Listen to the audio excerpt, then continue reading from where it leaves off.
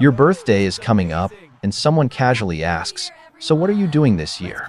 And you give the one answer that instantly makes people uncomfortable. Nothing. It's just another day. Suddenly, the room shifts. People look at you like something's off. Your friends think you're being distant. Your family assumes you're going through something. Because in a world where birthdays are supposed to be loud, happy, and shared, choosing silence feels almost wrong. But what if it's not? What if the problem isn't you, but the expectation itself? What if not wanting to celebrate doesn't mean something is broken inside you, but something deeper has changed? Here's the part most people never hear. Not caring about your birthday doesn't automatically mean you're sad, antisocial, or disconnected. In fact, psychology has been quietly studying this behavior for decades, and the results are far more nuanced than people assume. There isn't just one reason behind it. There are patterns, experiences, and even healthy mindsets that can lead someone to feel this way. So before you label yourself as weird or let others do it for you, it's worth asking a different question. What if this isn't a flaw, but a reflection of how your mind has adapted, grown, or protected itself over time? Let's start with the group nobody really talks about, the ones who didn't stop celebrating by choice, but by experience. These are people who, at some point, cared deeply about their birthdays. They looked forward to it, expected something meaningful, maybe even built it up in their minds. But over time, things didn't go the way they hoped. People forgot. Plans fell through. The day felt smaller than expected, and when that happens once, it hurts. When it happens repeatedly, something shifts. Eventually, they stop expecting anything at all. Not because they don't want to care, but because caring started to feel like a risk. This pattern is actually backed by psychology. In the late 1960s, researcher Martin Seligman introduced a concept called learned helplessness. Through his experiments, he discovered that when individuals experience repeated disappointment or lack of control, their brains begin to adapt in a surprising way. They stop trying. Not out of weakness, but efficiency. The mind learns that hope leads to pain, so it quietly removes the expectation altogether. Applied to real life. This means that if someone has had enough birthdays that didn't meet their emotional expectations, their brain recalibrates. It stops predicting joy. It stops anticipating reward. And over time, it becomes easier to feel nothing than to risk feeling let down again. Here's where the science gets even more revealing. Your brain doesn't just respond to rewards, it responds to the gap between what you expected and what actually happens. This is called a dopamine prediction error. When reality exceeds expectations, you feel a surge of pleasure. But when reality falls short, the drop hits even harder. Now think about birthdays. From a young age, they're loaded with expectation and tension, surprises, feeling special. But if those expectations aren't met, the brain registers that gap as disappointment. And when that happens repeatedly, your brain adapts. It lowers expectations to protect you. In a way, birthdays become less about celebration and more like a setup for emotional letdown. So, eventually, the safest move isn't to hope for less, it's to stop hoping at all. So when someone says, "It's just another day," don't mistake that for indifference. That sentence wasn't built overnight. It was shaped by experience. By moments where expectations didn't match reality, where excitement quietly turned into silence. What looks like apathy on the surface is often something much deeper underneath. It's protection, it's adaptation, it's the mind choosing stability over repeated disappointment. In other words, it's not that they don't feel, it's that they've learned how to feel less in places that used to hurt. It's not apathy, it's armor. But not everyone who skips their birthday carries emotional weight. There's another group that looks completely different. These are the people who don't celebrate simply because they're too absorbed in life to notice. Their days are packed, their minds are constantly switching between tasks, goals, and responsibilities. Deadlines blur into each other, weeks pass faster than expected, and before they realize it, their birthday has already come and gone. It's not avoidance, it's not sadness, it's just that their attention is elsewhere. When your life is running at full speed, one specific date doesn't always stand out the way people expect it to. Psychologists refer to this as time blindness, a cognitive pattern where the brain struggles to track time unless something feels urgent or emotionally significant. The brain naturally prioritizes what demands immediate attention: work, problems, goals, and quietly pushes everything else into the background. Birthdays, unless actively planned or reinforced, don't always make that priority list.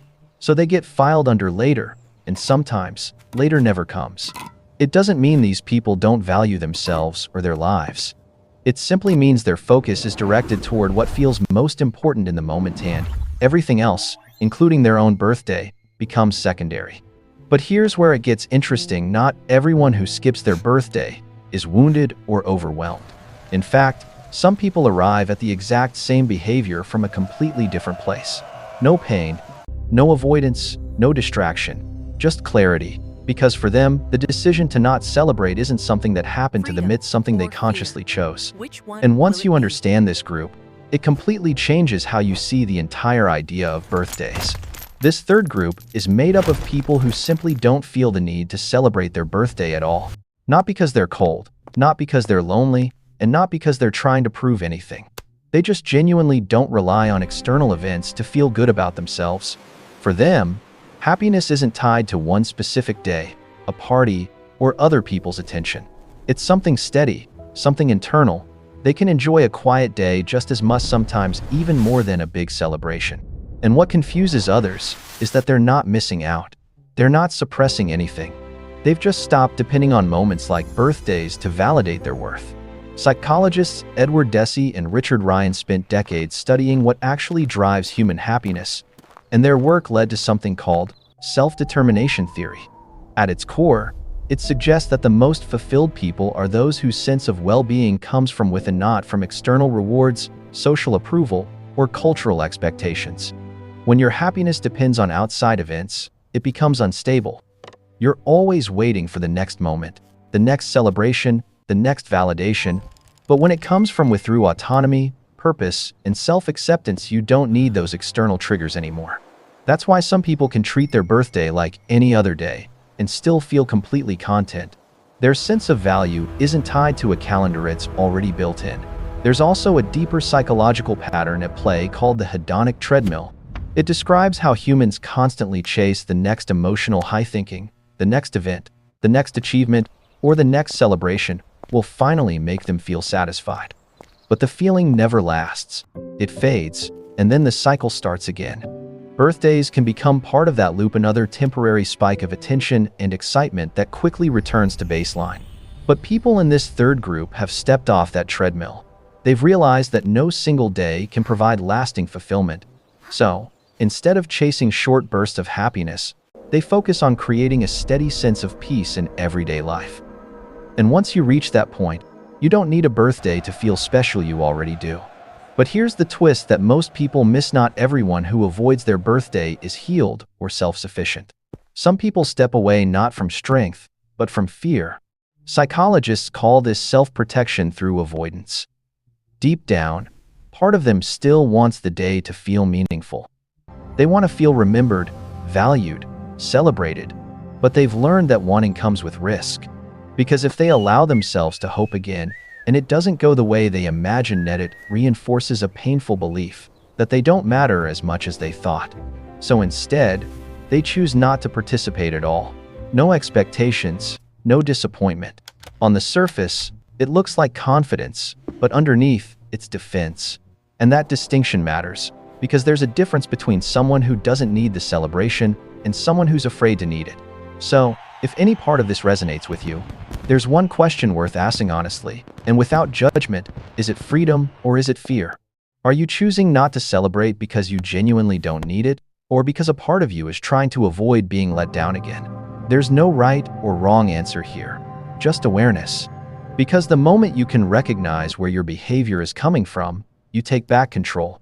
And sometimes, that clarity alone is more powerful than any celebration could ever be. Maybe we've been measuring this all wrong. Maybe not celebrating your birthday doesn't mean something is missing. It might mean you've outgrown the need for it, or learned to protect yourself in ways others don't understand. Either way, it doesn't make you broken. It makes you human. You're allowed to spend your birthday however feels right to you, loud or quiet, surrounded or alone. You don't owe anyone a performance just to prove you're okay. And if today feels like just another day, that's perfectly valid too. But if this made you reflect, even a little, drop a quiet comment below. And if you want more content that helps you understand yourself on a deeper level, stick around because the next insight might hit even closer than this one.